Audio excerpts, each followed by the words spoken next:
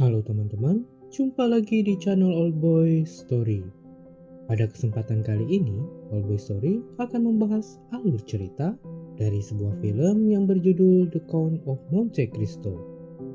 Film ini dirilis pada tahun 2002 dan dipersembahkan oleh Touchstone Pictures bersama Spyglass Entertainment. Dibintangi oleh Jim Caviezel yang memerankan sosok Edmund Dantes, Guy Pearce yang berperan sebagai Fernand Mondego, Dagmara Dominic yang memerankan sosok Mercedes, Luis Guzman yang berperan sebagai Jacopo, serta turut didukung oleh beberapa aktor dan aktris lainnya. Seperti biasa, tidak lupa saya ingatkan kepada teman-teman untuk mengklik tombol like, subscribe, dan aktifkan lonceng notifikasinya agar terus mendapatkan update video terbaru dari channel ini. Serta perlu untuk kalian ketahui bahwa konten ini full spoiler.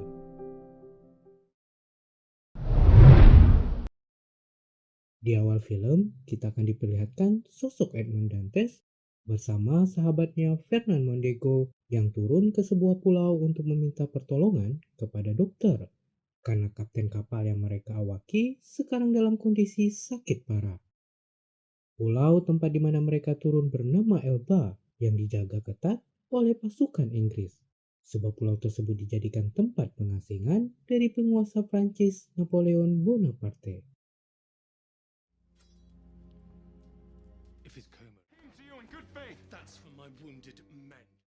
Napoleon yang melihat Edmund sebagai seseorang pemuda yang bisa dipercaya, kemudian menitipkan surat rahasia yang harus pemuda itu berikan kepada seseorang bernama Clarion setibanya di Marseille.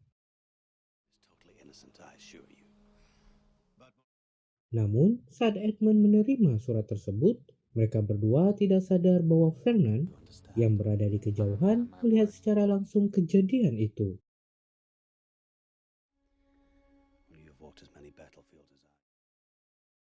Singkat cerita, kapal dagang bernama Pharaon yang diawaki oleh Edmund kini telah kembali ke Marseille.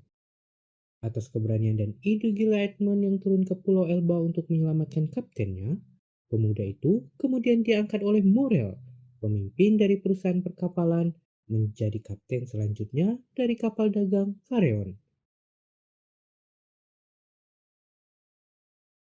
Dengan perasaan yang begitu bahagia, Edmund segera menemui pacarnya Mercedes yang menanti dirinya di pinggir pantai bersama sahabatnya Fernand.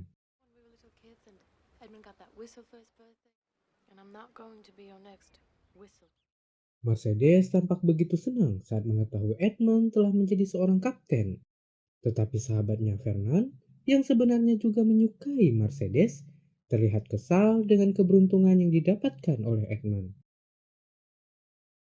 Merayakan keberhasilan pacarnya, serta menuntaskan rasa rindu setelah berminggu-minggu ditinggalkan oleh Edmund yang berlayar, Mercedes lalu mengajak pacarnya itu untuk bermesraan dan bercocok tanam sepanjang malam di pinggir pantai yang sepi.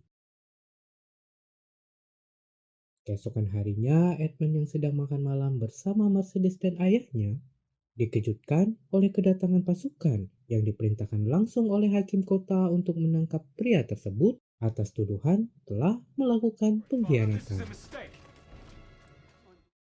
Vilfort yang menjabat sebagai hakim awalnya sempat berniat melepaskan Edmund yang ia yakini tidak bersalah. Namun, saat pemuda itu menyebutkan nama Clarion sebagai penerima dari surat yang ia bawa, tiba-tiba Vilfort membakar surat tersebut kemudian memerintahkan para prajurit untuk mengirim Edmund ke sebuah penjara yang terkenal sangat sadis bernama Château d'If.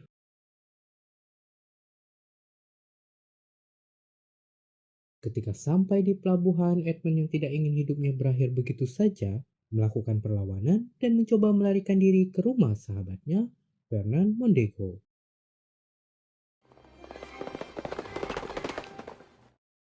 Tetapi bukannya malah membantu, sahabatnya itu justru menyerang dirinya, lalu jujur bahwa Danglars bersama ia sendirilah yang telah membocorkan rahasia Edmund dan melaporkan pria tersebut kepada hakim kota.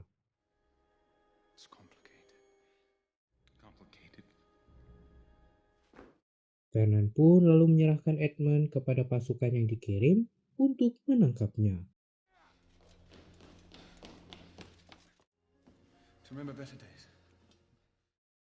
Lanjut cerita, Edmund yang telah tiba di penjara Chateau d'If mulai hari itu menjalani hari-hari yang menyedihkan dengan disiksa dan dikurung di dalam sebuah sel yang sempit hingga bertahun-tahun kemudian.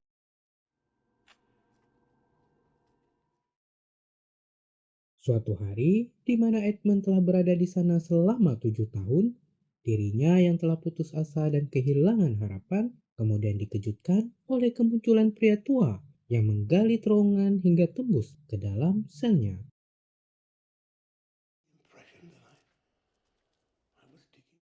Pria tua itu bernama Ebi Faria yang sedang mencoba melarikan diri dari penjara tersebut. Ebi sendiri dulunya adalah seorang prajurit berpangkat tinggi. Namun sebuah masalah membuat dirinya mengundurkan diri dan memilih menjadi seorang pastor.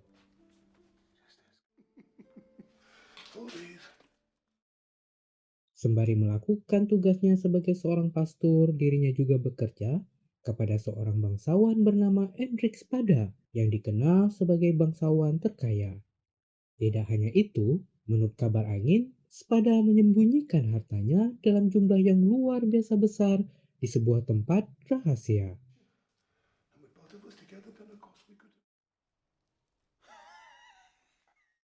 Kematian Spada kemudian mengundang banyak pihak untuk berburu kekayaannya, dan tidak terkecuali Napoleon Bonaparte. Napoleon yang mengetahui bahwa Ebi Faria adalah orang kepercayaan dari Hendrik Spada, lalu memaksa pria tersebut untuk membocorkan lokasi harta. Namun Abi yang mengatakan bahwa dirinya sama sekali tidak mengetahui akan keberadaan harta tersebut, membuat Napoleon marah dan mengirimnya ke penjara paling sadis itu. Semenjak kemunculan Abby, Edmund setiap hari pergi ke sel pria tua tersebut lewat sebuah terowongan yang menghubungkan sel mereka. Sebagai bayaran atas kesediaan Edmund yang mau membantunya menggali, Abby lalu mengajari pria itu tentang berbagai macam ilmu. Dari mulai matematika, ekonomi, filsafat, sains, bahkan cara berpedang dan menggunakan pisau yang benar. Mulai saat itu, Edmund seperti kembali menemukan harapan hidup dan bertekad untuk bebas agar bisa membalaskan dendamnya kepada orang-orang yang telah menyakitinya.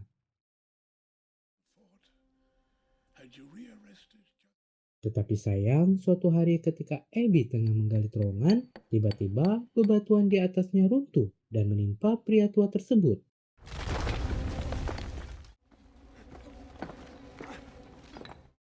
Meskipun Edmund berhasil membawa Abby kembali ke dalam sel, namun nyawa pria tua itu tetap gagal diselamatkan. Sebelum menghembuskan nafas terakhirnya, Abby memberikan Edmund sebuah peta yang menunjukkan lokasi dari keberadaan harta tersembunyi milik Hendrik Spada. Ternyata selama ini pria tua itu telah berbohong kepada Napoleon.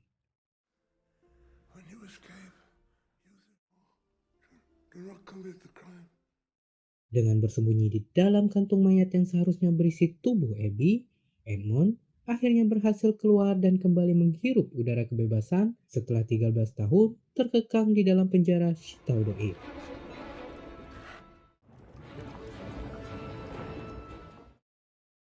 Singkat cerita, 3 tahun kemudian, di mana Edmund telah menjadi anak buah dari kapal penyeludup yang sebelumnya telah menyelamatkan dirinya saat kabur dari penjara, pria itu pun kini kembali ke Marseille.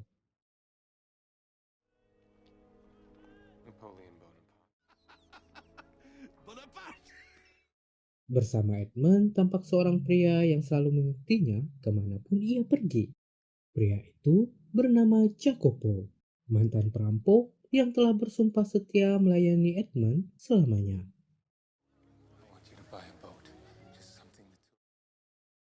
Kesetiaan Jacopo berawal dari kemurahan hati Edmund yang mengampuni nyawanya saat mereka berdua diadu untuk bertarung oleh Vampa sang kapten kapal penyeludup.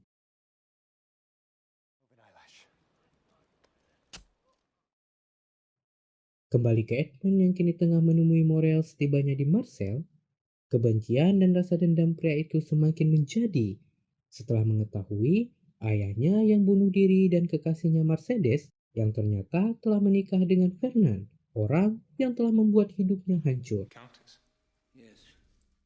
Are you all right? Untuk memuluskan niat balas dendamnya, Edmund segera pergi untuk menemukan harta sepada yang tersembunyi di sebuah pulau bernama Monte Cristo.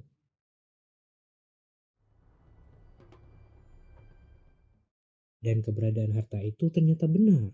Di pulau tersebut, Edmund dan Jacopo menemukan puluhan peti besar berisi kepingan emas dan batu permata yang mengantarkan Edmund sebagai orang terkaya di masanya.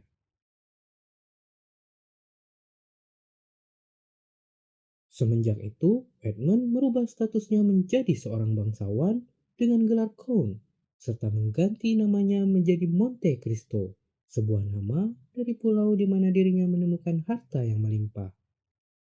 Death is too good for them. Agar dirinya dikenal oleh bangsawan lain dan masyarakat luas, Edmund pun mengadakan sebuah pesta besar yang begitu spektakuler di sebuah mansion mewah yang telah ia beli dari seorang bangsawan terkemuka.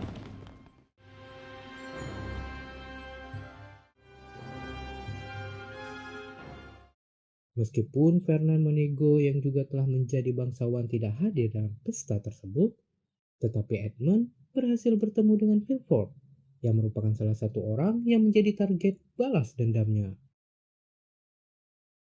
Beberapa minggu kemudian, Edmund yang sebelumnya telah membuat sebuah sandiwara penculikan dan muncul sebagai sosok seorang pahlawan penyelamat, diundang secara khusus ke kediaman Fernand Mondego untuk menghadiri pesta ulang tahun Albert yang merupakan anak dari Fernand dan Mercedes. I've been looking forward to this moment for some time. Di sini, setelah sekian lamanya Edmund akhirnya bisa kembali melihat dan bertemu secara langsung dengan Mercedes, wanita yang begitu ia cintai. You will not even remember. Kendati Fernand sama sekali tidak menyadari bahwa sosok bangsawan bernama Monte Cristo yang ada di depannya adalah Edmund Dantes, namun insting Mercedes yang telah lama menghabiskan hari-harinya berada di dalam dekapan hangat pria tersebut tentulah tak bisa dibohongi. Selepas acara pesta selesai, Mercedes secara diam-diam masuk ke dalam kereta kuda milik Edmund, lalu memeluk pria tersebut dan memberikan ciuman hangat. Di lain sisi, Edmund yang sudah dibutakan oleh dendam mencoba menghalangi tingkah liar Mercedes dan tetap bersikeras menyatakan kepada wanita yang telah bersuami itu bahwa dirinya bukanlah Edmund yang Mercedes kenal. all of my life. That isn't fair. Setelah memulangkan Mercedes kembali ke mansionnya, Edmund segera bergegas menuju pelabuhan di mana pria tersebut telah membuat rencana untuk menjebak Danglars dan mengirimnya ke penjara. Dengan bantuan Vampa berserta anak buahnya, rencana Edmund pun berjalan dengan sempurna.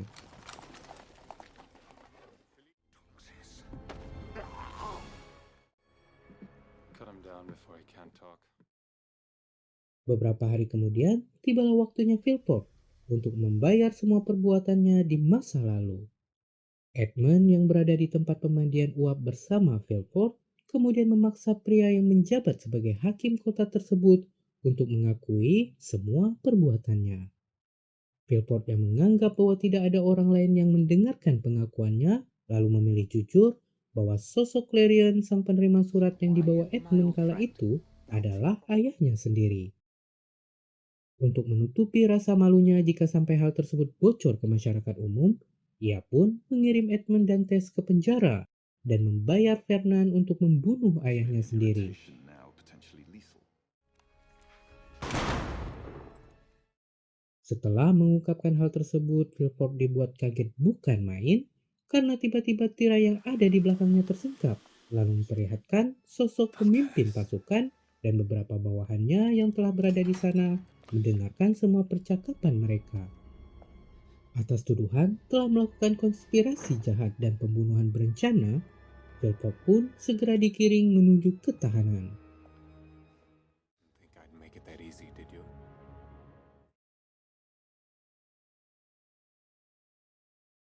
Singkat cerita, Edmund yang kembali ke mansionnya dikejutkan dengan kehadiran Mercedes yang telah berada di dalam kamarnya. Wanita itu nampaknya belum menyerah. Dirinya tetap yakin bahwa Monte Cristo adalah Edmund Dantes yang ia kenal dan siap untuk melakukan apapun asalkan bisa kembali bersama pria yang begitu ia cintai. Well, you obviously are free of me. Edmund pun akhirnya luluh setelah melihat seutas benang yang dulu ia pasangkan di jari manis wanita tersebut ternyata hingga sekarang masih melekat di sana. Selain itu, Mercedes juga menceritakan bahwa dirinya menerima surat pemberitahuan dari Hakim Philpott bahwa Edmund telah dieksekusi mati. Kondisi Mercedes yang tengah mengandung membuat wanita cantik itu mau tidak mau harus menerima lamaran Fernand. Di sini Edmund sekarang sadar bahwa Albert Mondego adalah anak kandungnya sendiri. Mereka berdua pun kemudian menghabiskan malam bersama dan saling berbagi kehangatan.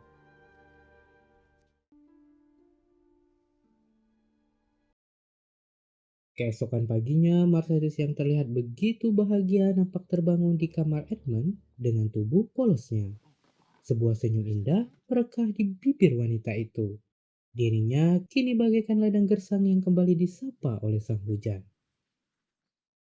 Setelah mendengar ucapan Jacopo yang menyampaikan pesan Edmund bahwa pria tersebut akan membawa ia dan anaknya pergi dari negara itu, Mercedes yang begitu girang segera kembali ke rumahnya untuk berkemas. Di tempat lain, Edmund yang tengah menuntaskan dendamnya tampak sedang berhadapan dengan Fernand. Take your vengeance. Mercedes yang ternyata ikut menyusul ke sana bersama anaknya berakhir dengan tertembak oleh Fernand yang mencoba kabur. Beruntung, tembakan tersebut hanya mengenai bahunya yang memastikan bahwa kalian tidak akan kecewa. Surely.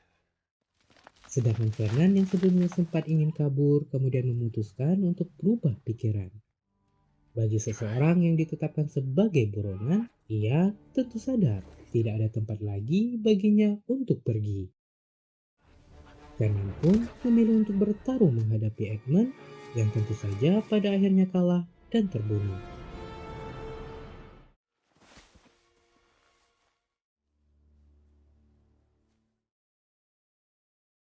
Film pun ditutup dengan memperlihatkan Edmund bersama keluarga kecilnya yang sekarang berada di sebuah pulau, tempat dari penjara Chateau d'If berdiri.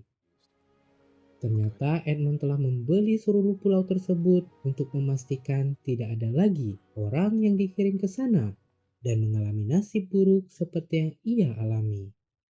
Sampai di sini, film pun selesai.